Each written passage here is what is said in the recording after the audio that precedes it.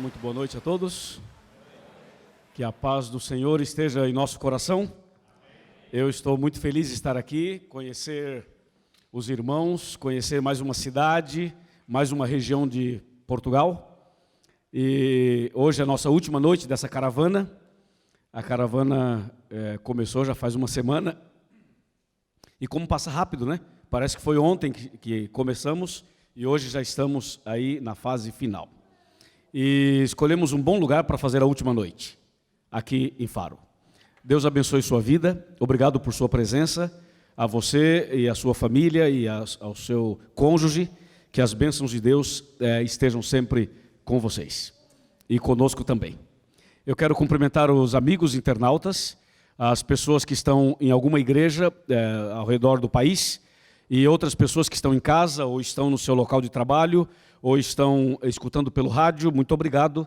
Deus abençoe grandemente a todos, os irmãos e amigos também. Bom, antes da gente começar o tema de hoje, eu queria somente mandar um abraço especial para a igreja de Queluz. A igreja de Queluz está ligada conosco. Abraço para vocês, para o irmão Roberto e para todos os irmãos desta igreja. Também quero mandar uma saudação especial para 7 pessoas de Canelas. Estas 7 pessoas decidiram ser batizadas e elas serão batizadas no próximo dia 26 de novembro. A gente pode falar amém? Amém. Amém. Amém é uma expressão de louvor, é uma expressão de gratidão, é uma expressão de confirmação. Essas 7 pessoas de Canelas, Deus abençoe vocês, sejam muito bem-vindos e parabéns por essa decisão. Uma outra mensagem é para Rosária Sebastião. Ela está se sentindo muito abençoada, é do Porto e também tomou uma grande decisão. Obrigado, Rosária, parabéns a você. Hoje eu recebi um telefonema do Nuno, o nome dele é Nuno. O Nuno está também no Porto, ele foi o apresentador desse programa na primeira noite. Cada noite nós tivemos 2 pessoas fazendo a apresentação. E o Nuno era um desses apresentadores na primeira noite. E somente hoje eu descobri que ele não era membro da Igreja Adventista, o apresentador do programa. Então isso é extraordinário, isso quer dizer que nós somos pessoas abertas e recebemos todas as pessoas, sendo membros da Igreja Adventista ou membros de outra denominação. Só que o Nuno hoje me surpreendeu quando nos telefonou, dizendo o seguinte: pastor, eu fui o apresentador do programa, não sou membro da igreja, eu frequento, mas eu não sou membro da igreja. Só que durante a semana Deus falou comigo, eu decidi e quero ser batizado. Amém. E o Nuno será batizado no dia do seu aniversário, no mês de dezembro. Parabéns, Nuno. Deus abençoe a sua vida.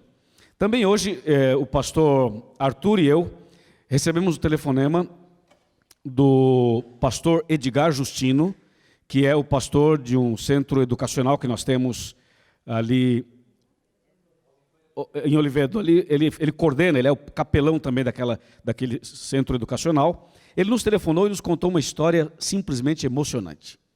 Ele disse que um aluno da nossa escola, que está acompanhando também toda semana, sábado passado, antes de ontem, eles estavam reunidos lá na escola com todos os alunos assistindo o culto, o tema. E no final do tema, quando nós mencionamos que depois do milênio, pode ser que alguém esteja do lado de dentro e alguém da família pode estar do lado de fora, ou seja, um pode estar salvo, o outro pode estar perdido. Nós fizemos essa colocação bíblica no sábado. E esse aluno ficou muito emocionado e começou a chorar enquanto acontecia o programa, porque o pai dele ainda não havia tomado uma decisão. E ele pensou no pai, então ficou extremamente emocionado. E ele começou a chorar e desejar muito que o pai aceitasse a Jesus. E foi justamente nesse momento que ele estava muito emocionado que a câmera que está transmitindo o evento filmou, mostrou o auditório, mostrou a igreja. E na hora que mostrou a igreja, ele viu o pai na igreja. Veja, ele estava aqui, ele estava numa região e o pai estava lá em Lisboa. E ele viu pela transmissão da internet o pai, ele falou: olha, meu pai está na igreja. E quando estavam fazendo o apelo, o pai dele se levantou e veio à frente. E ele viu na transmissão o pai tomando a decisão. E aí então foi um chororô para todo lado lá na escola. e hoje eles nos telefonaram dizendo que o pai dele realmente vai ser batizado. Amém. Veja quanta coisa linda, eu só mencionei 4 aqui, mas nós temos muitas outras. Algumas as pessoas nos contam, outras as pessoas não contam, e tem gente que é mais tímida e recebe uma bênção, mas não conta para ninguém. E eu queria estimular vocês a contarem as bênçãos. Nós muitas vezes não fazemos isso com frequência, mas deveríamos fazer, porque quando você conta o que Deus fez na sua vida, você está estimulando outras pessoas também a tomarem decisões por Jesus. E eu gostaria só de mandar um abraço especial para você, Lena Martins. Ô Lena, eu sei que você nos assiste na cidade de Guarda, e eu quero que você preste bem atenção que o tema de hoje é para você, ok? E no final a gente conversa. Lena Martins, é com você mesmo. Ok, agora estamos devidamente prontos para começar o tema de hoje. Antes de começar o tema de hoje, deixa eu só saber alguma coisa sobre vocês. Quantos aqui são membros da Igreja Adventista? Posso ver as mãos? Oh, amém? Amém, muito obrigado por vocês estarem aqui. E tem alguém aqui entre nós que é nosso convidado especial, nossa convidada. Você que não é membro da Igreja Adventista, é nosso convidado de honra essa noite. Levante a mão, por favor, para eu vê-los e conhecê-los. Oh, quantas pessoas! Oh, estou muito feliz em recebê-los aqui. Sintam-se bem aqui, Deus os abençoe grandemente, e eu espero que a mensagem de hoje também seja para vocês. Estamos preparados? Vamos então abrir a Bíblia Sagrada no Evangelho de João. Evangelho de São João, no capítulo 14. João 14, versos 1, 2 e 3. E antes de fazer a leitura, eu queria fazer mais uma oração. Mas o texto é João 14, de 1 a 3. Basicamente de 1 a 3. A gente depois vai ler outros textos, mas aqui de 1 a 3. Um minuto para todo mundo localizar. João 14, de 1 a 3. Você que está em casa, você que está assistindo pela internet ou ouvindo pelo rádio, pegue a sua Bíblia também, abra a sua Bíblia, vamos juntos estudá-la. Agora, com a Bíblia Sagrada em mãos e aberta, vamos fazer uma oração. Curvemos a nossa cabeça, vamos fechar os olhos e orar.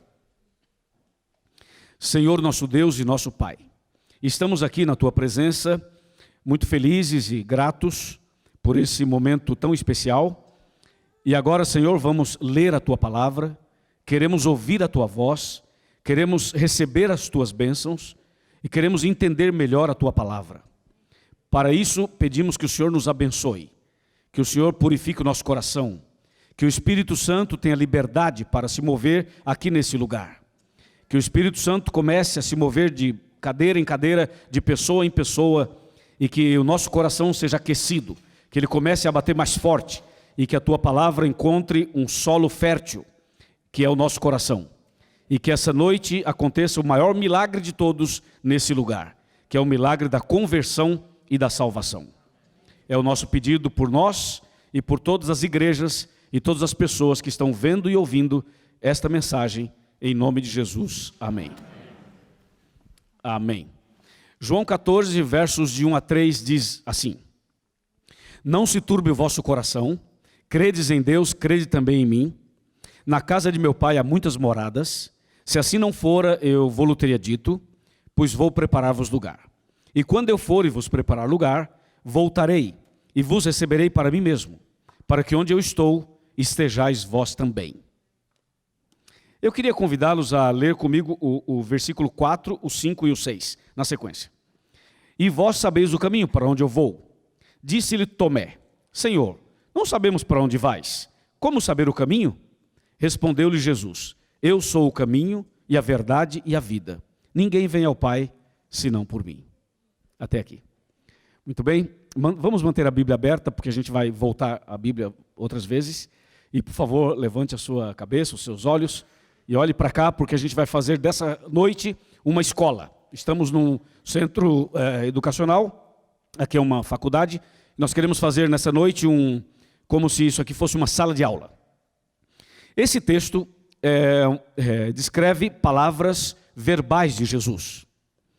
Durante muito tempo se falou sobre a volta de Jesus. Até hoje nós falamos sobre a volta de Jesus. E não somente os adventistas falam sobre a volta de Jesus. Os católicos também falam. Os demais evangélicos também falam.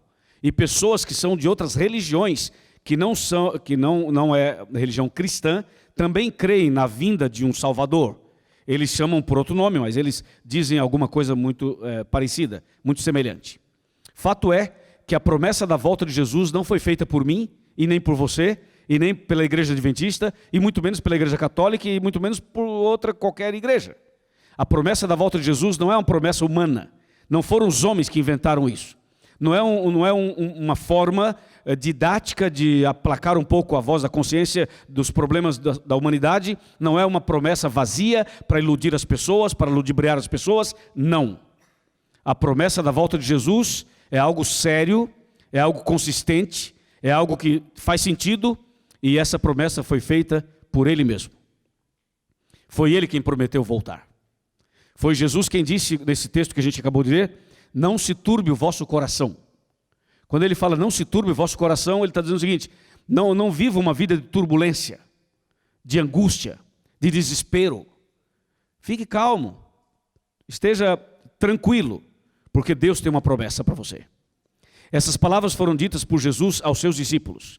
Primeiramente aos seus discípulos, aos seus seguidores. E em segundo lugar a toda a humanidade. Jesus está dizendo o seguinte, vocês podem confiar em mim. Vocês podem confiar no que eu estou dizendo. Ele diz, creiam em Deus e creiam em mim. Confiem na minha palavra. E na sequência do verso, especialmente o versículo 2, aí Jesus faz a promessa. Ele fala assim, na casa de meu pai há muitas moradas. Essa é uma afirmação. E quando ele fala há muitas moradas, tem um ponto final. É uma afirmação contundente de Jesus. Ele está dizendo o seguinte, na casa de meu pai, e a casa do pai que ele está falando aí, é o céu. É o céu. É o novo céu e a nova terra. Ele diz assim, na casa de meu pai há muitas moradas. E essa expressão significa que lá na casa de Deus tem um lugar para você. Tem uma morada para você. Para as mulheres, para os homens, para as crianças, para os jovens, para os adolescentes, para os adultos, para todo ser humano. Na casa de meu pai há muitas moradas. Ouviram isso? Na casa de Deus há uma morada para você que está aqui, bem na minha frente. Deus tem um lugar reservado para você, mas também tem um lugar para você. Tem também uma casa preparada para você. Tem um lugar para a senhora, tem um lugar para a senhora que está na cadeira de rodas. Deus preparou um lugar para o meu amigo que está aqui, e para você que fez a abertura hoje, e para os dois que estão ali no computador e no som, e para você que está com os dedos cruzados ali atrás, que fez a abertura. Deus tem um plano para você, aí com as mãos assim, olhando para mim. Deus tem um plano para você de camisa vermelha com a mão na boca. Deus tem um plano para você de roupa verde. Deus tem um plano para você lá em cima de blusa rosa. Deus tem um plano para você, morena que está sorrindo, de blusa verde. Deus tem um plano para você que é português, para você que é espanhol, para você que é angolano, para você que é cabo-verdiano. Deus tem um plano para você que é adventista. Deus tem um lugar para você que é católico, para você que é da Assembleia de Deus, ok? Deus tem um plano para você. Quem crê, diga amém. Foi Jesus quem disse, na casa de meu pai há muitas moradas. E há mesmo. E quando ele fala que há, é porque já estão preparadas, já existem. Não pensem que o céu está em obras. O céu não está em obras. O céu não é um canteiro de obras. Não pensem os senhores que lá tem máquinas trabalhando, guincho, guindastes, preparando. Converteu mais um, faz mais uma casa aí. Agora converteu outro, faz mais um apartamento. Não é assim que funciona. Na casa de meu pai há muitas moradas. Deus está preparadíssimo para receber cada um de nós. Está bem? Louvado seja Deus. E quando ele fala que na casa de meu pai há muitas moradas, aí diz assim, na casa de meu pai há muitas moradas, ponto final. E aí tem uma outra frase na sequência que diz assim, se não fosse assim, ou se assim não fora, eu teria dito. Ele é muito claro com isso. Ele fala assim, na casa de meu pai há muitas moradas. E se não fosse assim, eu diria. Mas é assim, ué. Tá certo? Que ninguém duvide sobre isso. E o texto continua, o verso 2 continua dizendo o seguinte, pois vou preparar-vos lugar. Aqui tem um problema, porque o verso 2 começa com uma afirmação, dizendo, na casa de meu pai há muitas moradas. Se não fosse assim, eu teria dito. Quer dizer, então já existe. Só que no final do verso 2 ele fala assim, pois vou preparar-vos lugar. Ora, se já existe lugar, como é que vai preparar lugar? Ou existe ou não existe, ué? Ou já está pronto ou ainda está fazendo? Então parece que o texto entra em contradição, parece, mas não entra não. Quando ele fala que há moradas, é porque há. E quando ele fala assim, eu vou preparar-vos lugar, não é que ele vai construir casas, não é isso. Quando ele fala, vou preparar lugar, ele está se referindo ao ministério intercessório de Jesus. Ele está dizendo assim, eu vou para o meu Pai, eu vou interceder por vocês. Vou preparar tudo que tem que ser preparado para receber vocês. E a maior preparação é a conversão do nosso coração. Jesus está, nesse momento, fazendo o ministério intercessório em favor de cada um de nós. O lugar já existe, o céu já está lá, tudo está pronto. Falta tomarmos decisões. E Jesus está intercedendo por nós para nos ajudar nesse processo de salvação. E por isso estamos aqui hoje. Essa reunião foi organizada não para fazer um programa de televisão, não para fazer um show. Isso aqui não é um show, isso não é um espetáculo, isso não é uma apresentação qualquer. Isso aqui é uma escola bíblica, isso aqui é um estudo bíblico, isso aqui é uma mensagem de esperança, isso aqui é um momento de preparar-nos melhor para a vida eterna quando Jesus voltar. Por isso Jesus disse, na casa de meu Pai há muitas moradas. E ele fala assim, quando eu for e tiver tudo pronto, virei outra vez. Virei outra vez e vos levarei para mim mesmo, para que onde eu estou ou para onde eu estiver, estejais vós também. E aí na sequência acontece um diálogo muito curioso. Na sequência acontece um diálogo que simplesmente mexe com o coração da gente. Porque na sequência Jesus fala assim, vocês sabem para onde eu vou? Diz o verso 4. Aí Tomé diz assim, eu não sei não. Tomé era muito interessante, Tomé era ótimo. Alguns falam mal de Tomé, dizem que Tomé não tinha fé, que era um incrédulo. Não é bem assim não. Tomé era uma pessoa racional, Tomé era o tipo colérico. Tomé era uma pessoa que queria entender as coisas. Tomé não ia pela emoção. Pedro era mais emocional, mas Tomé era mais racional. Então, aqui Tomé diz assim, Jesus fala assim, vocês sabem o caminho para onde eu vou? E Tomé diz, Senhor, não sabemos o caminho. Não sabemos para onde o Senhor vai. E também não sabemos o caminho. E então, aí Jesus responde e fala aquela frase incrível. Aquela frase maravilhosa que nós tanto amamos. Jesus diz assim, eu sou o caminho, e a verdade e a vida. Ninguém vem ao Pai senão por mim. Mas a pergunta de Tomé é boa demais. Eu gosto da pergunta que Tomé fez. Eu acho que Tomé nos ajudou muito com a pergunta que fez. Porque quando Tomé diz assim, Senhor, não sabemos para onde vais, como saber o caminho? Em outras palavras, qual é o caminho? Qual é o caminho que eu devo andar e viver para que eu esteja preparado para o céu? Como o Senhor disse que vai voltar, qual é o caminho para eu estar preparado? Quando Tomé fez essa pergunta, muitos não entenderam a princípio. Mas hoje a gente consegue entender melhor ainda. Sabe por quê? Você sabe quantos caminhos religiosos existem no mundo? E cada caminho tem uma doutrina. E cada caminho tem uma crença. E cada um diz uma coisa. Só para você ter uma ideia. Existe um movimento religioso que diz assim. Existe um movimento religioso que diz assim. Não precisa guardar os mandamentos. A lei foi abolida. A gente é salvo pela graça e a lei foi abolida. Essa é uma doutrina. Então uma igreja diz assim, a lei foi abolida e somos salvos pela graça. A outra igreja diz assim, não, nós somos salvos pela graça, mas a lei não foi abolida, temos que obedecer à lei. Então, uma diz uma coisa, a outra diz outra. Uma igreja diz assim, é pecado doar sangue. A outra diz, não, pode doar sangue, Jesus doou o sangue para nos salvar. Uma diz assim, o dia do Senhor é o sábado. A outra diz, não, é o domingo. O outro diz, não, é sexta-feira. O outro diz, não, é segunda. Um diz assim, é pecado o cristão dançar. O outro diz assim, não, se for música gospel, está tudo certo. Uma igreja diz assim, não se pode tomar bebidas alcoólicas. A outra diz, não tem nada a ver, Deus quer só o coração, não quer esse corpo, quer só o coração. Uma igreja diz assim, é pecado usar joias. A outra diz, não, isso não tem nada a ver, Deus só quer o coração da gente. Uma igreja diz assim, quando a pessoa morre o corpo, mas a alma sai e fica viva. A alma continua viva.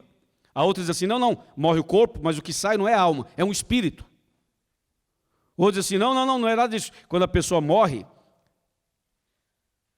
não sai nada. A pessoa vai para a sepultura e aguarda a ressurreição. Vê crenças diferentes sobre um assunto. E eu poderia ficar aqui um bom tempo falando coisas diferentes, pontos de vista diferentes sobre o mesmo tema. Sabe o que é isso? Isso mostra que existem vários caminhos, várias doutrinas, várias crenças. Vocês sabem quantas denominações religiosas existem somente do cristianismo, somente na religião cristã? Existem, vou falar só da América do Sul, porque eu não posso falar daqui da Europa, mas da América do Sul posso falar. São 37 mil denominações diferentes, só do cristianismo. Ou seja, é como uma pizza, que os pedacinhos são as denominações dentro do cristianismo. E se você olhar o islamismo, dentro do islamismo, o islamismo é outra religião, eles têm também várias ramificações dentro do islamismo. Tem a ala mais radical, tem a ala mais equilibrada, tem a ala mais fiel, a ala que não é tão fiel. Se você olhar no budismo, o budismo também tem suas divisões. Se você olhar no judaísmo, também tem. Nas religiões todas tem as suas diferentes denominações. Tem uma ala que pensa de um jeito, outra ala pensa de outro, e no cristianismo é a mesma coisa. Então hoje, quando você olha assim para o mundo cristão, você vê 37 mil denominações diferentes. E aí você vê que o que Tomé falou faz sentido. Tomé falou, Senhor, qual é o caminho? Eu vou para cá, vou para lá, vou para cá.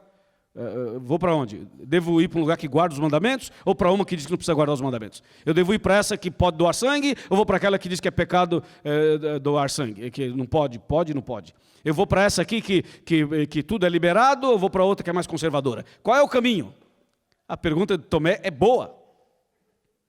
É tão boa que essa noite, além de saber que Jesus vai voltar, além de saber os detalhes da volta de Jesus, nós vamos saber essa noite como devemos viver para estarmos preparados para a volta de Jesus. Por isso que a pergunta de Tomé, ela faz sentido. Jesus prometeu voltar, a promessa da volta de Jesus é repetida na Bíblia várias vezes. Algumas pessoas chegam a dizer que essa promessa é repetida milhares de vezes na Bíblia, porque a Bíblia repete de maneira bem explícita em alguns casos e de maneira implícita em outros casos. Mas a promessa da volta de Jesus está na Bíblia inteira. Na Bíblia toda. Então que Jesus vai voltar, ninguém tem dúvidas. E mesmo quem tem dúvidas, Jesus vai voltar mesmo, com dúvida e tudo. Ok?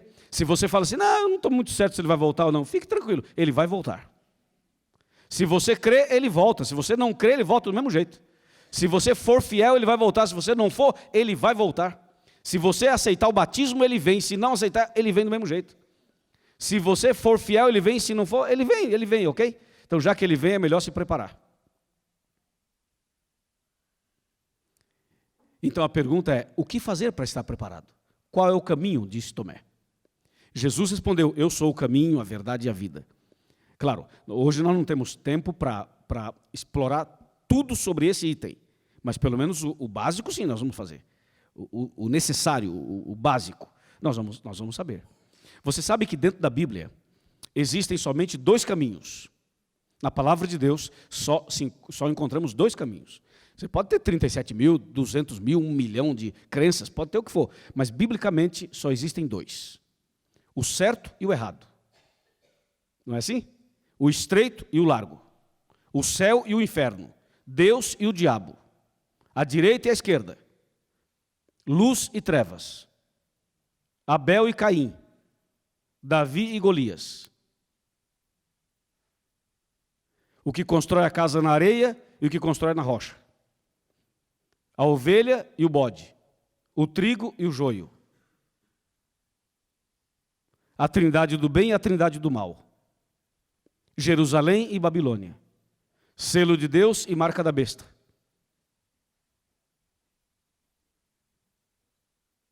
E finalmente, na cruz, havia um ladrão à direita e um ladrão à esquerda. Jesus estava na cruz do meio. O ladrão da direita representa o caminho do arrependimento e da conversão. O ladrão da esquerda representa o caminho da rebeldia, da intransigência, da dureza de coração. Sempre 2.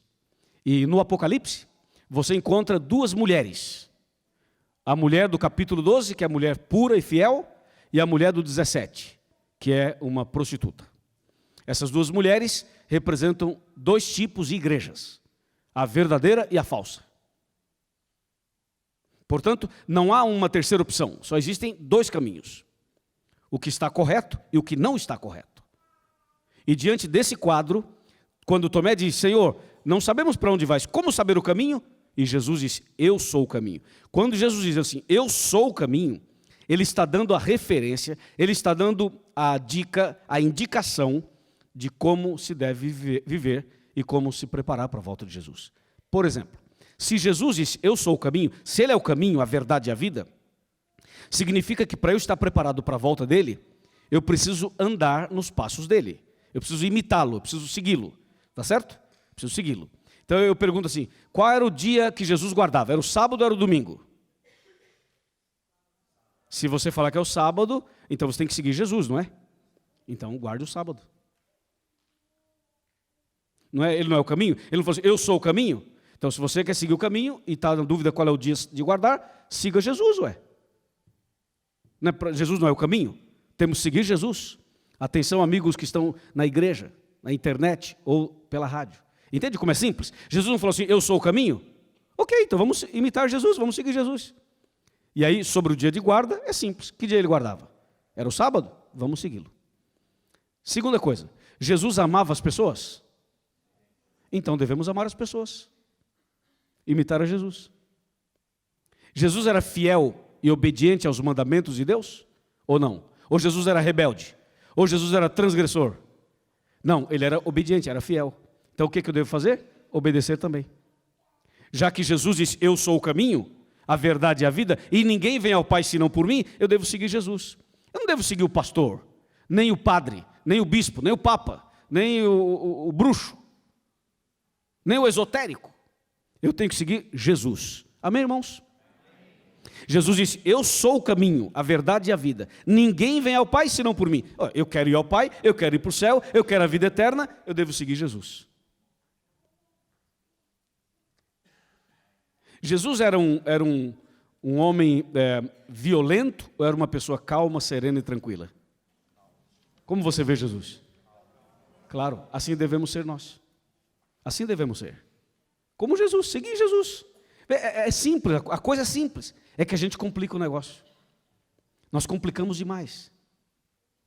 Mas é muito simples. É que a coisa, por ser tão simples, as pessoas não aceitam.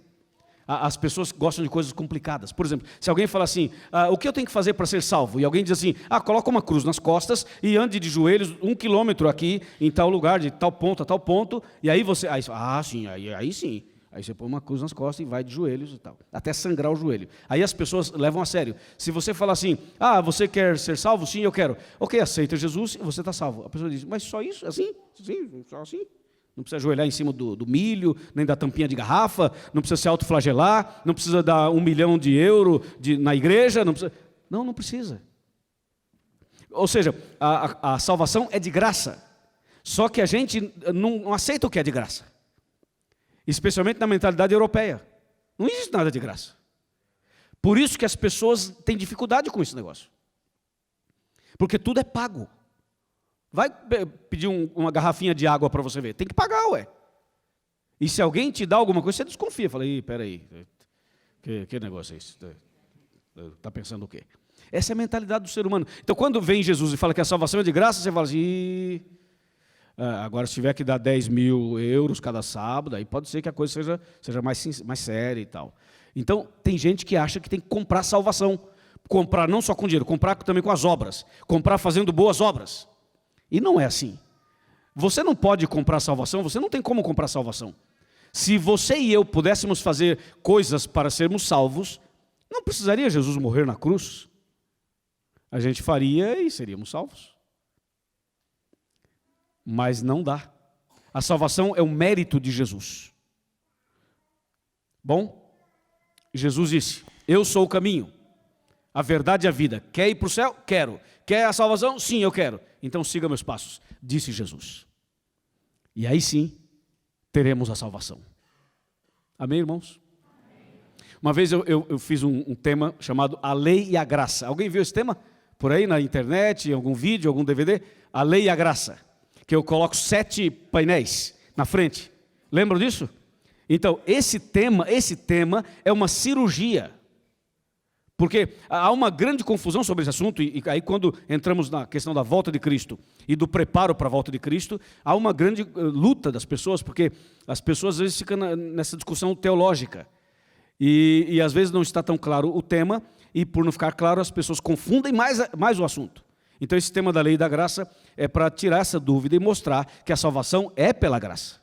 Claro que a salvação é pela graça, ninguém duvida disso, ninguém que conhece a Bíblia, né? Duvida disso. A salvação é pela graça. Mas quem é salvo de alguma coisa. Só pode ser salvo quem está perdido. Se a pessoa não estiver perdida, não pode ser salva. Ela só pode se levantar se estiver caída. Se não estiver caída, ela vai levantar como? Já está em pé. Então, só tem salvação para quem está perdido.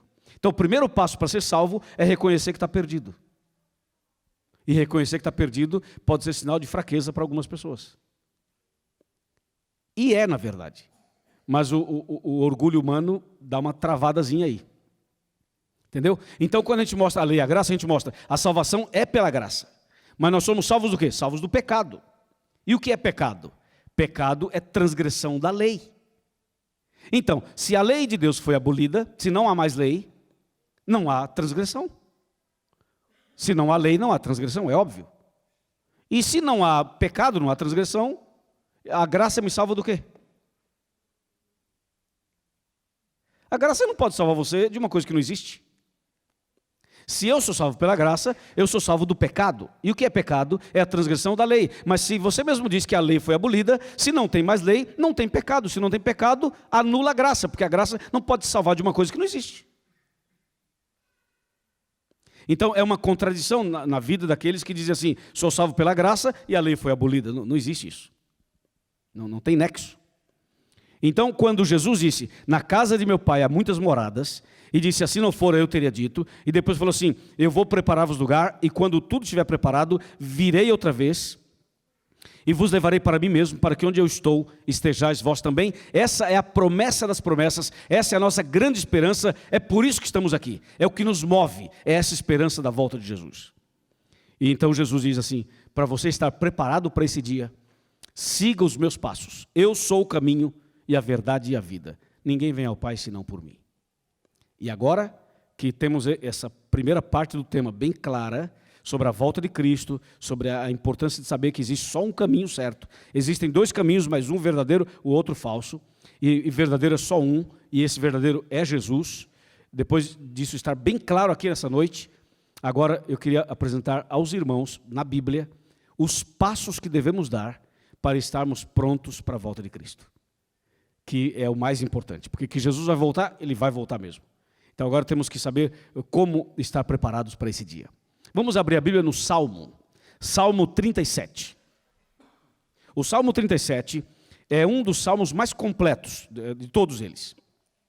Esse salmo, se você meditar bem no Salmo 37, vai perceber que ele te dá as indicações suficientes para a salvação. Salmo 37, a partir do versículo número 1. Nós vamos ler do versículo 1 até o versículo 7, porque é uma leitura um pouquinho longa, mas completa. Atenção, amigos que acompanham pela internet, você que está numa igreja, você que está numa casa, você que está no trabalho, você que está em outro ambiente, quem sabe em trânsito. Muito obrigado por estar conosco, estamos ao vivo, e eu gostaria que você prestasse muita atenção agora na leitura do Salmo 37, versos do 1 em diante. Diz assim, não te indignes por causa dos malfeitores, nem tenhas inveja dos que praticam a iniquidade, pois eles dentro em breve definharão como a relva, e murcharão como a erva verde. Confia no Senhor e faz o bem, habita na terra e alimenta-te da verdade. Agrada-te do Senhor e Ele satisfará os desejos do teu coração. Entrega o teu caminho ao Senhor, confia nele e o mais Ele fará. Fará sobressair a tua justiça como a luz e o teu direito como o sol ao meio-dia. Descansa no Senhor e espera nele. Não te irrites por causa do homem que prospera em seu caminho, por causa do que leva a cabo os seus maus desígnios. Até aqui. Esse texto é lindo, maravilhoso.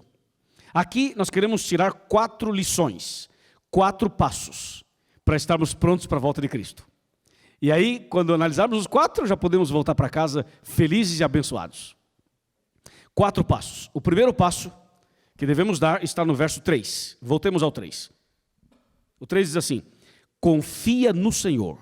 Somente isso. Confia no Senhor. Esse é o passo número 1 para estar preparado para a volta de Cristo. Confia no Senhor. Vamos ver o número 2. O passo número 2 está no versículo 5, que diz: entrega o teu caminho ao Senhor. Somente isso.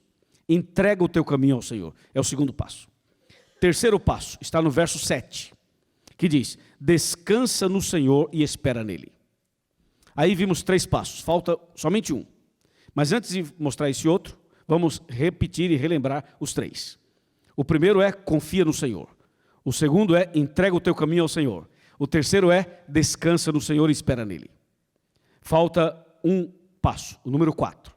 Esse número 4, nós vamos inverter e vamos colocá-lo como sendo o primeiro. Vai ficar claro por quê.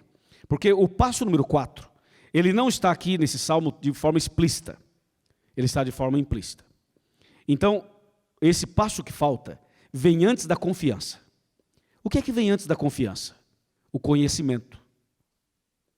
Você só pode confiar em alguém que você conhece. Se você não conhece, você não confia.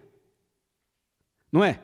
Então, esse é o outro passo que faltava. Que seria o 4, eu estou colocando agora em primeiro.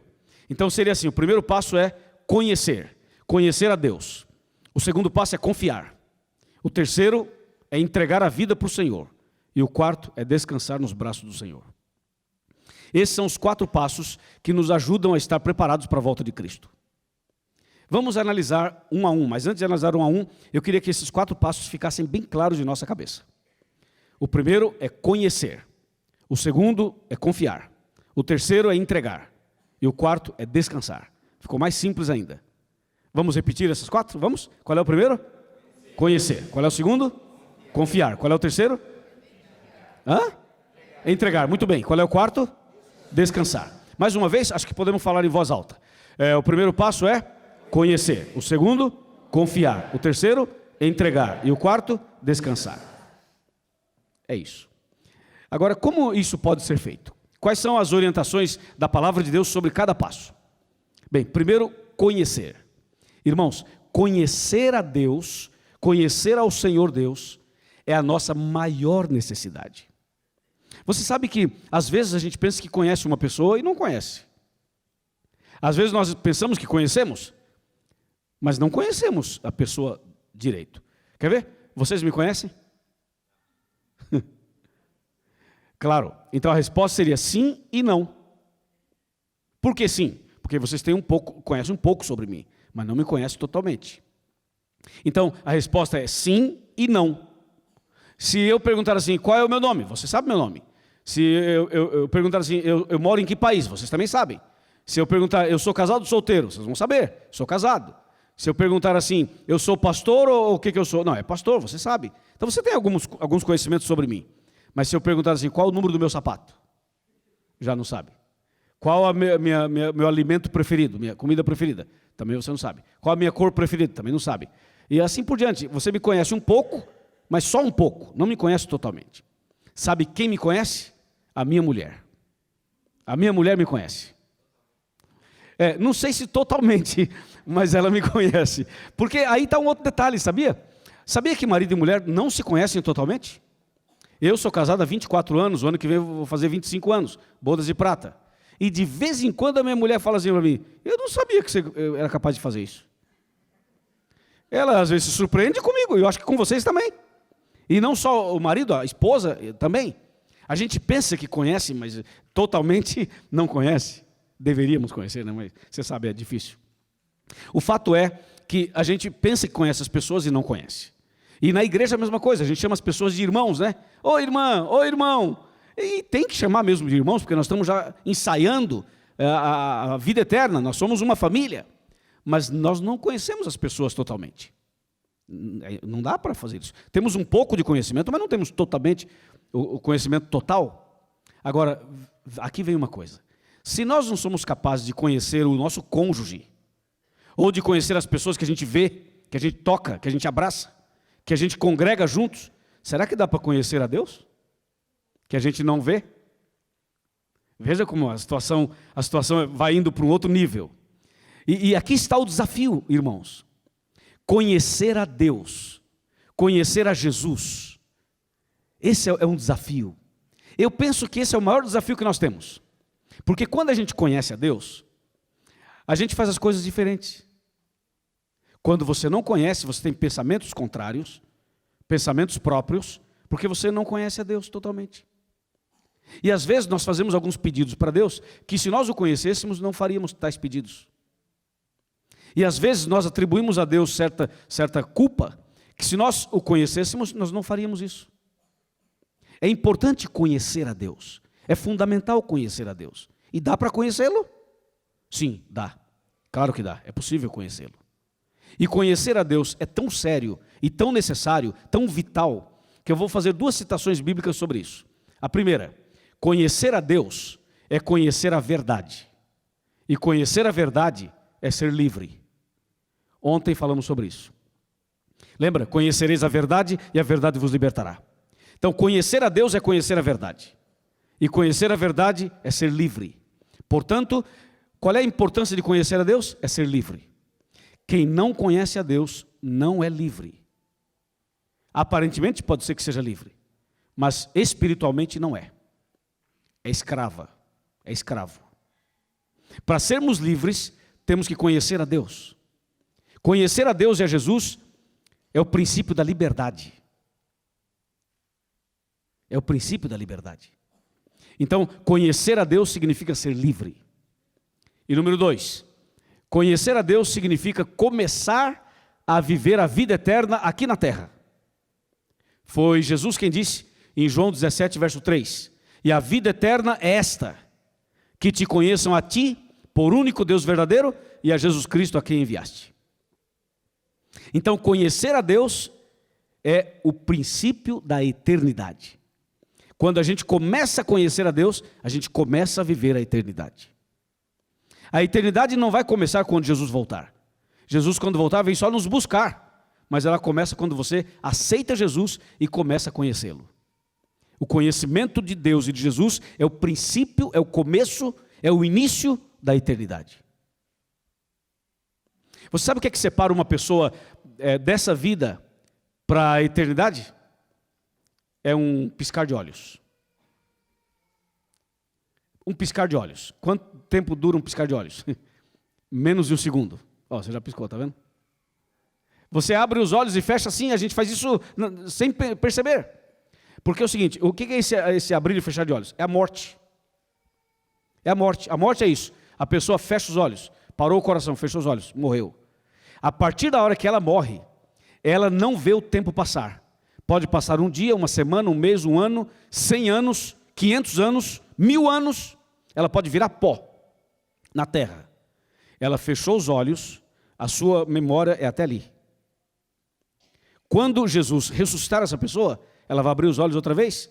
É como se tivesse passado só um abrir e fechar de olhos. A hora que fechou e a hora que abriu. Porque o tempo não passa para o morto, passa para o vivo. Então a vida eterna começa a partir da hora que a gente começa a conhecer a Deus e a Jesus. Portanto, conhecer a Deus é o princípio da eternidade. E é o primeiro passo para a salvação. E esse assunto é tão sério, tão importante, tão vital, que quando Jesus voltar, haverá um grupo de pessoas, um grupo grande de pessoas. Essas pessoas, quando Jesus voltar, elas não serão salvas. E essas pessoas vão dizer assim: Senhor, Senhor, nós não profetizamos em Teu nome?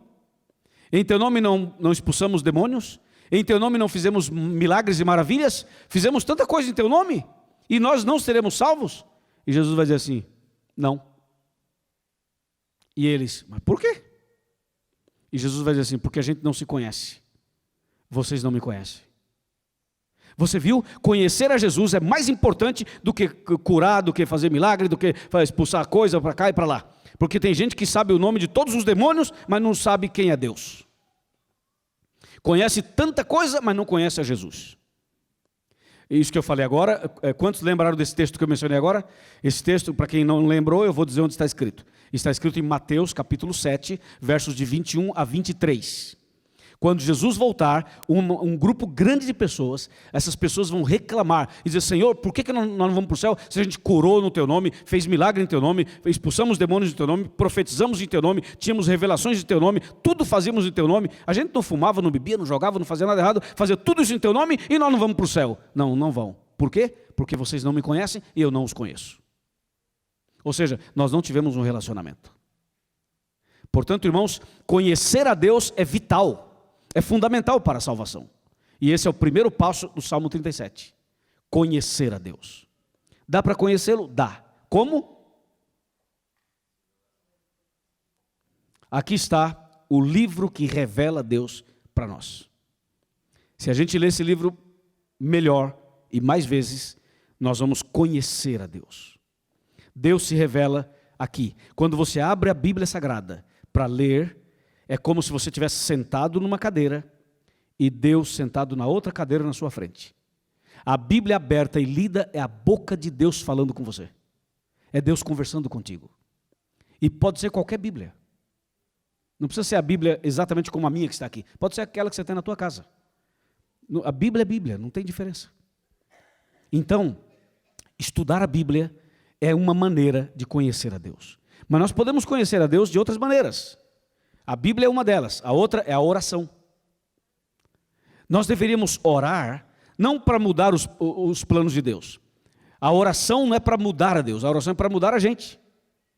A oração não é para Deus mudar os seus planos, suas ideias. A oração é para mudar nossas ideias.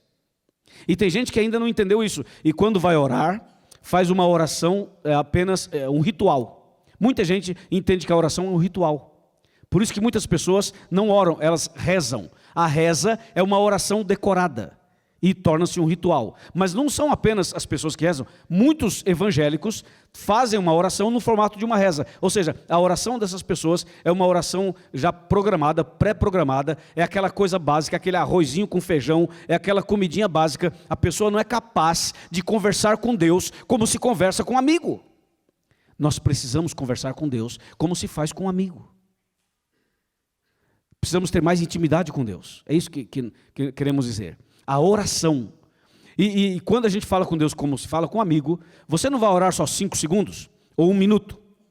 Você vai orar mais tempo, vai conversar mais com Deus. E quanto mais tempo você ficar em oração, quanto mais tempo você ficar conversando com Deus, mais você vai ser transformado ou transformada e mais será semelhante a Ele.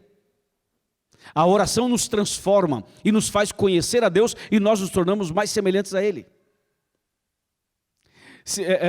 Para você saber se você conhece a Deus ou não, calcule o tempo que você gasta em oração. O tempo que você dedica em oração diz se a gente conhece ou não conhece a Deus. Uma vez, eu resolvi colocar um cronômetro para marcar o tempo da minha oração. Eu me ajoelhei para orar e apertei o play. Vou gravar. Quando terminei de orar, que eu olhei para o tempo, eu fiquei com vergonha de mim mesmo. Eu pensei assim, agora eu entendi por que eu estou desse jeito. Você já marcou quanto tempo você gasta em oração?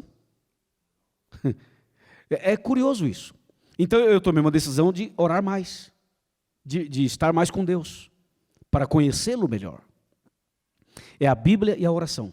Mas também nós podemos conhecer a Deus através da contemplação, das obras das mãos dele, a natureza, as árvores, os pássaros, os peixes, o sol, a lua, as estrelas, a água, o fogo, o vento. Tudo que Deus fez revela Deus para a gente. Mas também podemos conhecer a Deus através das pessoas. Deus usa as pessoas para se revelar a nós. Quantas vezes Deus coloca alguém no seu caminho, não é? E você diz assim, foi Deus que te colocou aqui no caminho. E Deus coloca as pessoas no caminho da gente. Com certeza. Então, o primeiro passo, irmãos, é conhecer a Deus. Quando a gente conhece a Deus, a gente consegue tomar decisões certas. E aí vem o segundo passo. Porque quem conhece, confia. E confiança é o segundo passo. Quem conhece, confia. Repito, quem conhece, confia. Se a gente não confia mais em Deus, é porque não o conhecemos tanto. Atenção, amigos internautas, quem conhece, confia. E confiar em Deus é fundamental. Lembra quando Jesus esteve aqui na terra e Jesus encontrou um paralítico? Está em João capítulo 5. O paralítico estava há 38 anos como paralítico. E Jesus chegou para ele e falou assim, o que você quer que eu te faça? Ele falou, eu quero andar. Jesus disse, ok, então levanta-te, toma a tua cama e anda. Ele levantou, pegou a cama e andou. Agora veja uma coisa. Ele só levantou porque ele confiou no que Jesus disse. Se ele não confiasse, estaria paralítico até hoje. Já imaginaram se Jesus falasse para o paralítico, levanta, toma a tua cama e anda. E ele no chão deitado, olhasse para cima e falasse assim, ô Senhor, o Senhor está pedindo para eu levantar e andar. Não está vendo que eu não ando? Não está vendo que eu sou paralítico? Como queres que eu ande? Imaginaram se ele fosse questionar Jesus, duvidar de Jesus e dizer, não ando, não tem como. Não, ele não duvidou. Jesus disse, levanta-te, toma a tua cama e anda. Ele deu um salto, levantou e andou. Confiança. Confiança. Uma vez, o povo de Israel, no deserto, saindo do Egito, caminhando para a terra prometida no deserto, acabou a água. 1,5 milhão de pessoas no deserto sem água. E o povo começou a reclamar, murmurar e tal, e todo mundo foi em Moisés. E Moisés orou a Deus e falou, Senhor, o que eu faço? Acabou a água. Deus falou assim, está vendo aquela pedra ali? Qual? Aquela ali? Ah, aquela ali. Ali, aquela pedra. Sim, estou vendo. Vai lá e peça água para ela. Tem que confiar, não tem? Tem ou não tem? Já imaginaram se você tivesse um pedido de oração, uma necessidade, e você orasse a Deus e falasse, Senhor, eu preciso de tal coisa. Eu estou desempregado, eu preciso de um emprego. O Senhor poderia me ajudar a arrumar um emprego? Deus disse, claro que sim. Está vendo aquela parede ali? Ah, sim, estou. Vai lá e fala com ela. Você não iria? Porque você se julga muito inteligente e diz, eu não vou, isso é uma loucura, não vou fazer isso jamais. Irmãos, confiar em Deus muitas vezes pode parecer loucura. Mas Deus gosta desses tipos de loucos. De gente que confia. Então a Bíblia diz assim, confia no Senhor. O primeiro passo é conhecê-lo. Se você conhece, você confia. Eu estava fazendo uma semana parecida com essa no Chile. Como vocês sabem, eu trabalho em toda a América do Sul, do Equador até o Brasil. São 8 países, o meu território. E o Chile é um deles. Eu estava em Temuco. Temuco é o sul do Chile, onde faz muito frio. E eu cheguei lá para fazer uma semana e estava muito frio, estava 0 grau, chegou até negativo. E para a nossa região é muito frio. Para outros lugares do mundo isso não é frio, mas para nós lá é muito frio. E quando eu cheguei estava chovendo. E no dia de começar a primeira reunião, os irmãos se empolgaram e alugaram um local grande para 2.000 pessoas no lugar. E lá não temos tantos adventistas assim, mas eles estavam tão entusiasmados que alugaram um local para 2.000 pessoas. E eu cheguei na primeira noite, cheguei antes para organizar o programa e eles me chamaram numa sala para orar, porque estava frio e estava chovendo. E aí os anciãos, os líderes da igreja se reuniram e falaram, pastor, vamos orar, porque com esse frio, com essa chuva, não vem ninguém. Vamos orar. Ok, aí reunimos e o ancião começou a dividir os motivos de oração. E o ancião falou assim para um deles, você vai orar pelos membros da igreja. Agora você vai orar pelos convidados. E você vai orar pelos equipamentos, porque vamos transmitir ao vivo pela TV Novo Tempo. E foi dividindo os motivos. Quando chegou na minha vez, ele falou assim, e você, pastor, vai orar para parar a chuva? Vocês já imaginaram um negócio desse? Já imaginou, irmã? Ele disse para mim, você vai orar para parar a chuva. Assim como se fosse uma coisa mais normal do mundo, a coisa mais simples do mundo. Eu olhei para ele e falei assim, eu? Ele, sim. Eu disse, mas por que eu? Porque você é pastor. Supostamente tem mais fé. Imagina isso? E eu fiquei assim meio impactado, não sabia o que dizer para ele. E depois que ele terminou de dividir os motivos, ele falou, vamos orar. Eu falei, espera um pouco, irmão. Antes de orar, deixa eu dizer uma coisa para vocês. Eu vou orar, claro, mas eu não vou orar para parar de chover. Imagina a decepção dos líderes da nossa igreja. Eu dizer, não, eu não vou orar para parar de chover. Eles se decepcionaram comigo. Eu disse, calma, eu vou explicar por quê. Sabe por que eu não vou orar para parar de chover? Porque enquanto nós aqui oramos para parar a chuva, tem um agricultor aqui perto que está orando para chover. Aí eu digo assim, Senhor, para a chuva. E o agricultor lá fala, Senhor, manda chuva. Preciso que minhas plantações, minhas sementes germinem. E aí, Deus vai atender quem? O agricultor ou eu? Se Deus atende a mim, significa o quê? que eu tenho mais fé, algo assim e tal. Então, aí acaba passando um pouco de acepção, porque Deus está atendendo a mim e não o outro. E se Deus atende o outro, por que o outro e não a mim? Então, veja, aí precisa conhecer a Deus. Se você não conhece a Deus, você entra em parafuso aí, ué. Se você não conhece a Deus, você entra em choque. E tem muita coisa que acontece no mundo que a gente não entende porque falta conhecer a Deus, para poder confiar. Então eu disse assim, eu vou orar, irmãos, mas vou orar diferente. Eles entenderam, meio chateados assim, mas entenderam. E aí eu orei mais ou menos assim, Senhor, obrigado pela chuva. A chuva é uma dádiva do céu. E se o Senhor está mandando a chuva, o Senhor sabe o que está fazendo. O nosso pedido não é que o Senhor pare a chuva, nem o frio. Se quiser, pode aumentar a chuva. E se quiser, pode aumentar o frio também. O Senhor é soberano, é todo-poderoso, sabe o que faz. O nosso pedido é só um. Traga o povo aqui com chuva e tudo, com frio e tudo. Porque esse é o nosso propósito. Senhor, esse é o nosso pedido, em nome de Jesus, amém. E terminamos a oração. Sabe o que aconteceu? Aumentou a chuva. E sabe o que aconteceu? Encheu o auditório. E os anciãos ficaram assim, ó.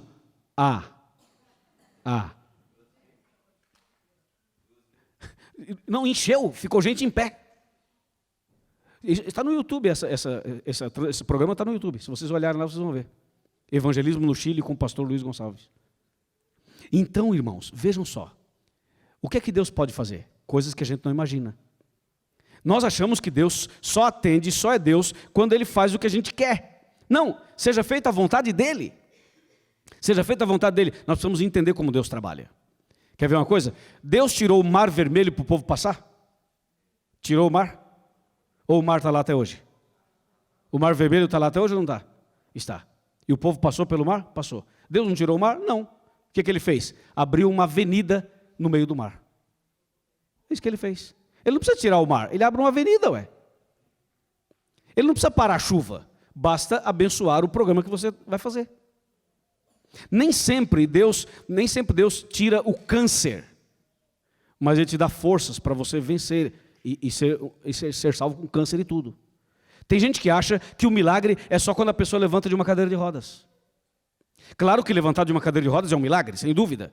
Mas milagre maior é a pessoa estar na cadeira de rodas, louvando a Deus com paz no coração e sorriso nos lábios.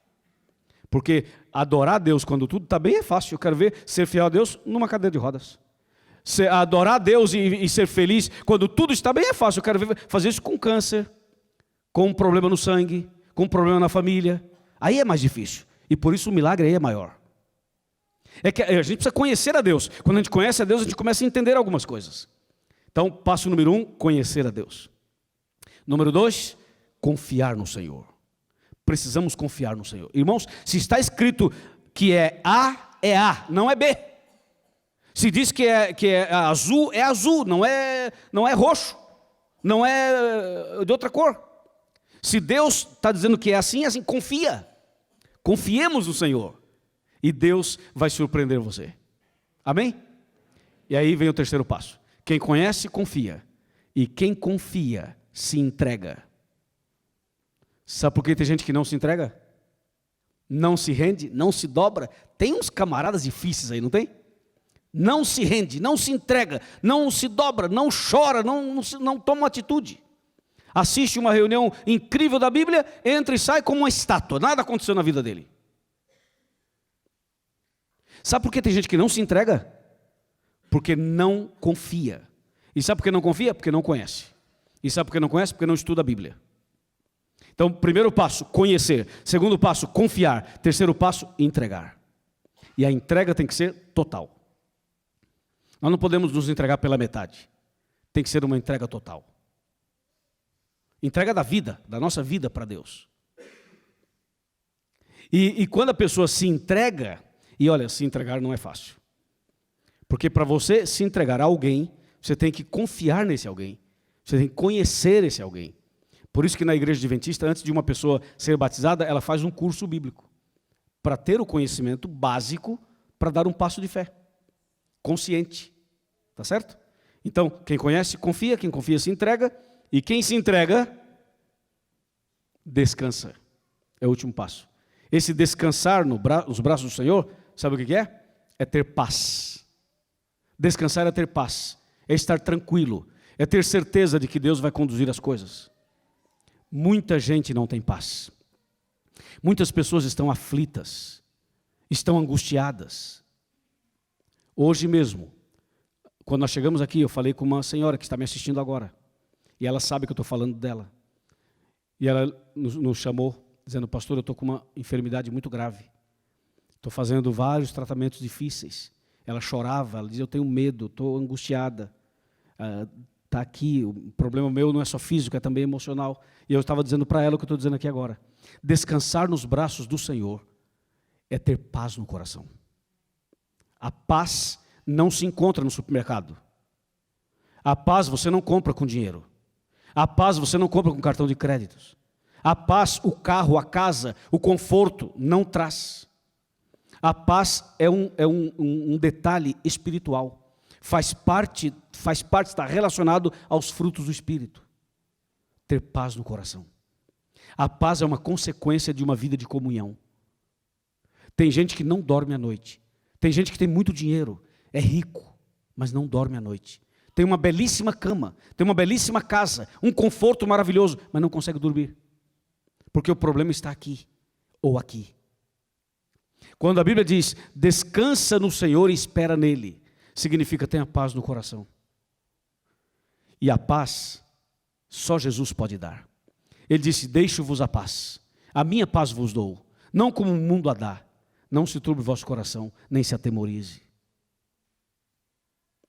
Então, Deus quer que nós tenhamos paz, que você deite e durma, e descanse. E aprendamos a confiar no Senhor. 4 passos: conhecer, confiar, entregar e descansar. Esses 4 passos irão ajudar você e eu na preparação para a breve volta de Jesus. Sim, Jesus em breve voltará. Jesus em breve voltará. É uma promessa, é a promessa mais incrível, a mais importante de toda a Bíblia, é a promessa da volta de Jesus. Um dia, Jesus estava pendurado na cruz, morrendo, e à sua direita estava Dimas, um ladrão. À sua esquerda estava Gestas, outro ladrão.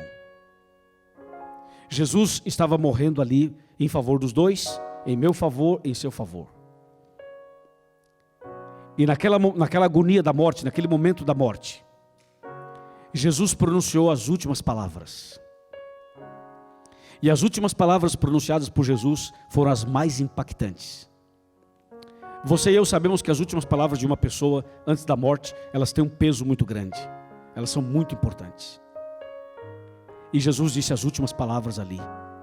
Aquelas últimas palavras foram sermões poderosíssimos para os 2 ladrões e para toda a humanidade. E depois de Jesus pronunciar aquelas palavras, um dos ladrões continuava blasfemando. Um dos ladrões dizia assim: você não é o Cristo? Então desce daí que eu quero ver. Vai, salva-te a ti mesmo e aproveita e salva a gente também. Ele zombava, ele blasfemava. E o outro ladrão do lado de lá, o Dimas, ele se dirige a esse ladrão que estava rebelde. E ele fala assim: ei, fica quieto aí. Fica quieto, você não sabe o que você está falando. Você e eu somos ladrões. Nós 2 merecemos morrer aqui. Mas esse homem que está aqui do nosso lado não merece. Ele não merece. E ele se dirige a Jesus e diz: Jesus, lembra-te de mim quando vieres no teu reino. E Jesus responde assim: em verdade te digo hoje, estarás comigo no paraíso. Eu fico pensando, né? Aquele ladrão sabia que Jesus ia voltar. Porque ele diz assim: Senhor Jesus, lembra-te de mim quando vieres. Mas Jesus estava ali do lado dele. morrendo. E ele diz assim: lembra-te de mim quando vieres no teu reino. Eu sei que você é o Messias, eu sei que você é o Salvador, eu sei que você vai voltar, eu sei quem você é, e eu sei que você tem um reino, você é o Rei dos Reis, o Senhor dos Senhores. Lembra-te de mim, olha, eu não sou digno, não mereço, sou ladrão, sou assassino, sou viciado em drogas, não mereço nada, mas por favor, dá para lembrar de mim quando o Senhor voltar no seu reino, quando o Senhor vier no seu reino. Esse ladrão, ele sabia de Jesus desde a infância.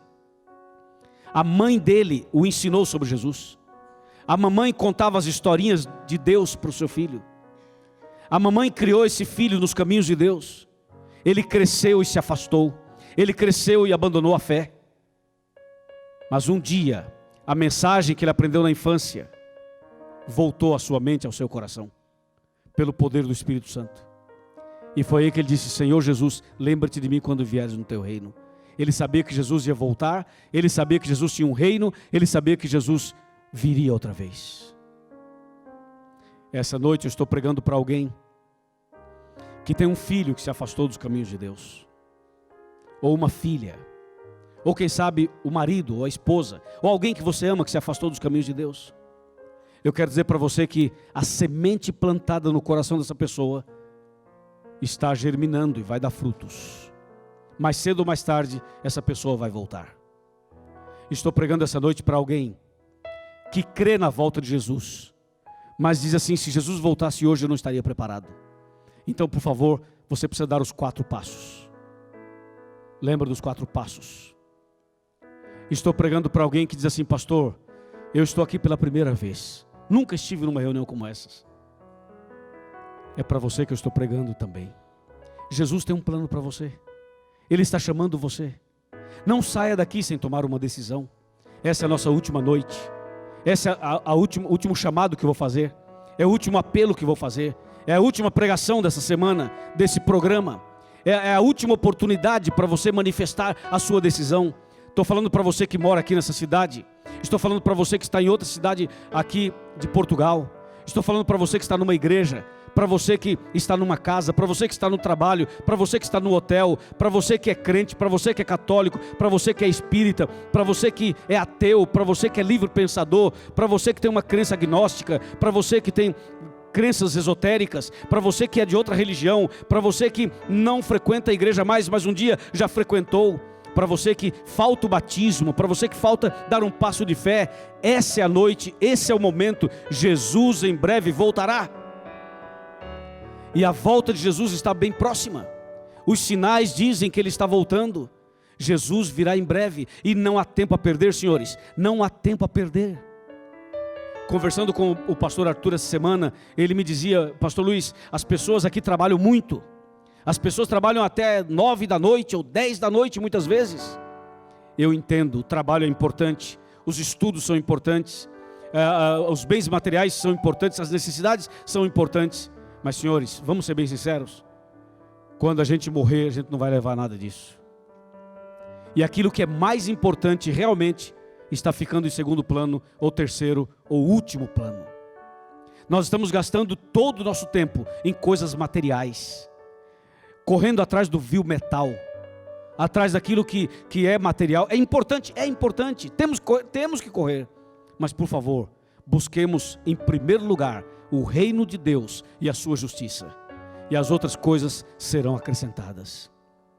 Se alguém que está assistindo essa programação, se alguém que está aqui nessa noite, nesse auditório, se alguém que acompanhou a semana inteira não tomar uma decisão, e se alguém perder a salvação, alguém que assistiu essa semana perder a salvação, não vai dizer que não sabia, e não vai dizer que não teve chance, e não vai dizer que não teve oportunidades, porque você está tendo. E se não teve nenhum dia da semana, está tendo agora, porque eu estou aqui em nome do Senhor, convidando você a entregar sua vida a Jesus, convidando você a dar um passo de fé, convidando você a se preparar para a volta de Jesus. Eu não sei se vamos nos ver mais pessoalmente. Eu espero que sim, e espero estar aqui outras vezes. Mas se isso não acontecer, eu gostaria de vê-los no céu. Preparemo-nos para isso. Preparemo-nos para esse grande dia. Hoje eu cheguei aqui e conversei com aquele irmão ali, Ademar, vem cá, Ademar. Por favor, vem aqui, Ademar, ao meu lado. O Ademar estava me esperando aqui hoje, nós conversamos um pouco. E aí, desculpa aí atrapalhar vocês aí, para ele poder passar. Hoje cheguei aqui e conversei um pouquinho com o Ademar. O Ademar é um cristão. Ele é um cristão de uma igreja evangélica. E o Ademar contou um pouquinho dos seus detalhes, da sua experiência, seus planos para o futuro. Eu chamei você aqui, Ademar, só para a gente orar juntos, nada mais do que isso. E dizer que o mesmo Deus que começou a boa obra em vós, vai terminar até aquele grande dia. Amém? Fica aqui comigo, vamos orar juntos, vem para cá. Vem para cá. Hoje também eu cumprimentei essa jovem senhora. E depois vamos conversar um pouquinho, não é? Qual é o seu nome? Kênia. Você pode orar comigo aqui, Kênia? Obrigado. Você estava tão pertinho assim que eu fui lá te buscar. Kênia, obrigado. Vamos orar com você. Eu quero fazer uma pergunta. Onde estão os meus amigos, convidados especiais, que levantaram a mão no começo, que eu pedi para levantar a mão, lembra? Levanta a mão outra vez. Por favor. Eu peço com bastante respeito e carinho. Por favor. Vocês me concedem o privilégio de orar comigo? Pode ser? Coloquem-se em pé, por favor. Coloquem-se em pé, por favor. Eu quero convidá-los a orar comigo. Por gentileza. A oração é muito importante. Nós vamos orar uns pelos outros. Obrigado por vir aqui. Qual o nome da senhora? Fernanda. Bem-vinda, Fernanda. Muito obrigado, meu irmão. O seu nome é? Jorge. Obrigado, Jorge. Vamos orar, Jorge. Eu quero pedir aos amigos desses que se levantaram, que vocês, por favor, venham com seus amigos aqui à frente. E eles que já estão aqui, os amigos deles, venham aqui, os amigos aqui à frente. Se você conhece os que já estão aqui, ou os que se levantaram, assim como família, como amigos, assim, venha com seu amigo aqui à frente, vamos orar uns pelos outros. Vamos pedir a Deus uma bênção em favor de todos nós. Obrigado, muito obrigado por vocês virem aqui. Deus te abençoe, irmã. Sim, senhora, vamos orar. Pode ficar à vontade. Sim, sim. Fique à vontade. Deus abençoe. Obrigado, irmã. Obrigado por vir aqui.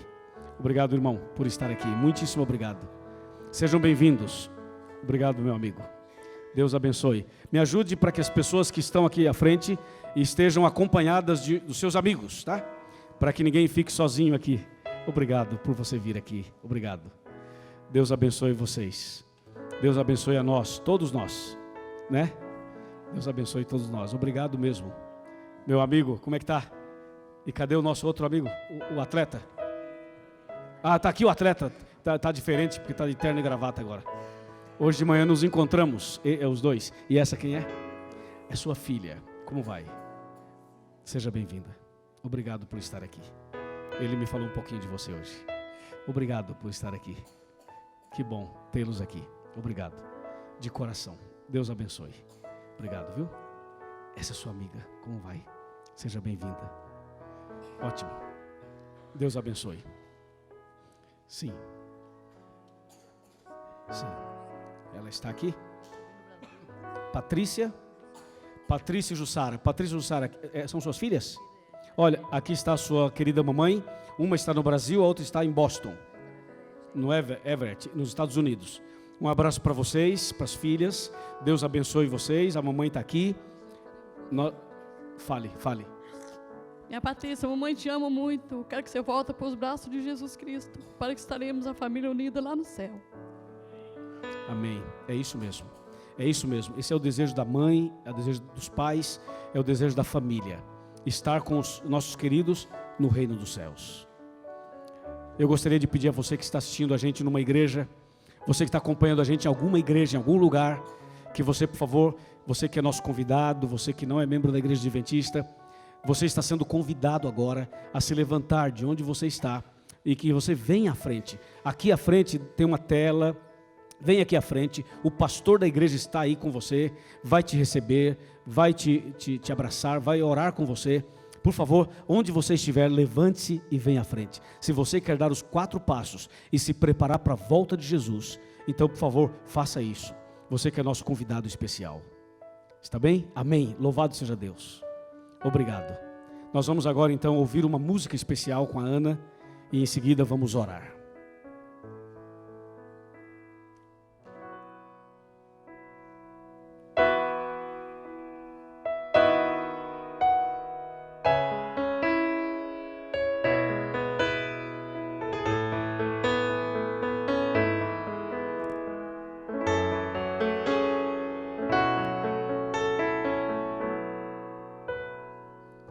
Eu vejo um mundo carente de esperança. Eu vejo a vida perdendo o seu valor. Num mundo em que a maldade e o terror promovem guerras e morte. Não é possível viver sem esperança, sem a certeza no amanhã. Mas sei que à frente desta guerra existe um rei, e ele já venceu na cruz. Eu sei que em breve verei meu Salvador vindo nas nuvens me encontrar, e a esperança que um dia eu sonhei vai estar sorrindo para mim. Eu creio em Deus, meu Senhor e Rei.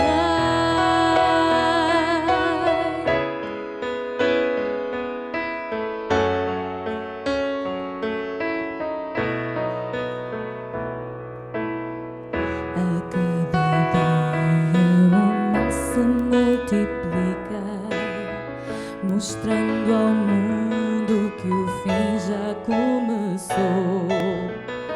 A dor, a fome, a angústia e o sofrer revela a imagem do pecado. Mas o amor de meu Deus é esperança de um majestoso alvorecer. Traz a paz e a certeza no amanhã. Um novo sol irá nascer. Eu sei que em breve verei meu Salvador vindo nas nuvens me encontrar, e a esperança que um dia eu sonhei vai estar sorrindo para mim. Eu creio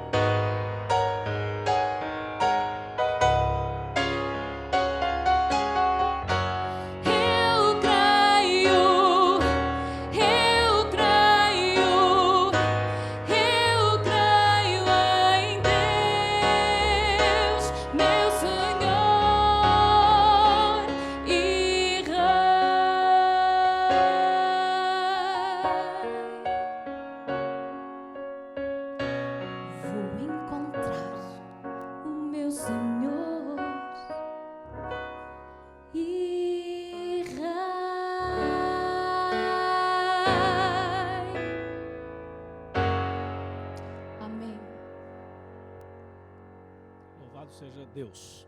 Amém? Que linda música, que linda mensagem, Ana, muito obrigado. Eu queria chamar aqui, temos alguns pastores aqui conosco. Por favor, pastores, queiram vir aqui conosco, unir-se a esse grupo, por favor. Esses são os nossos pastores que estão coordenando esse rebanho e preparando esse rebanho para a volta de Jesus. Nós vamos agora fazer uma oração e com essa oração encerramos a reunião. Logo depois eu vou pedir aos irmãos que estão nas cadeiras ou nos bancos das igrejas que, por favor, se assentem logo depois da oração. E vocês que estão aqui, que esperem um minutinho só, porque nós queremos registrar os seus nomes, para termos uma lista com os vossos nomes. E antes da oração, eu quero agradecê-los muito por virem aqui. Jesus tem um plano maravilhoso para cada um de nós, de vida eterna. Quando Jesus voltar, Ele quer nos levar para o reino dos céus. E nós estaremos lá com Ele para sempre. Que Deus abençoe a você e a sua decisão tomada essa noite. A decisão de se preparar para a volta de Jesus. Vamos então agora curvar a nossa cabeça, fechar os olhos e orar. Oremos.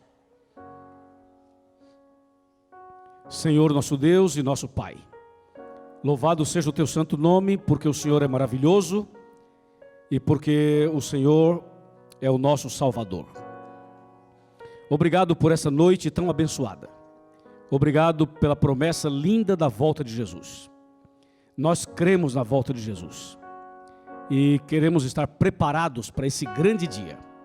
Por isso, Senhor, aqui estamos de pé, para dizer ao Senhor que nos ajude, para pedir que nos abençoes e que ninguém que está aqui se perca naquele dia, mas que todos nós alcancemos a vida eterna. Senhor, nós queremos também rogar por aqueles que estão assistindo, que estão acompanhando em casa ou quem sabe numa igreja. Que a Tua mão poderosa esteja sobre esta pessoa e que o Senhor opere um milagre de conversão e de salvação em nossa vida. É o nosso pedido e nossa gratidão em nome de Jesus. Amém. Amém. Podem sentar, deixa eu só dizer uma palavrinha aqui, no ar ainda, antes de sair do ar. Eu queria dar uma palavrinha rápida para a Lena Martins. Eu disse que, Lena, era para você essa mensagem. Lena, eu sei que você é uma serva de Deus. E sei que você andou um tempo assim com algumas dificuldades. Todos nós temos dificuldades. Hoje é o dia da sua volta. Bem-vinda de volta. Jesus está te chamando e eu sei que você já entendeu. Que Deus te abençoe e te guarde. E quero ouvir suas notícias em breve da decisão que você tomou. Deus abençoe grandemente.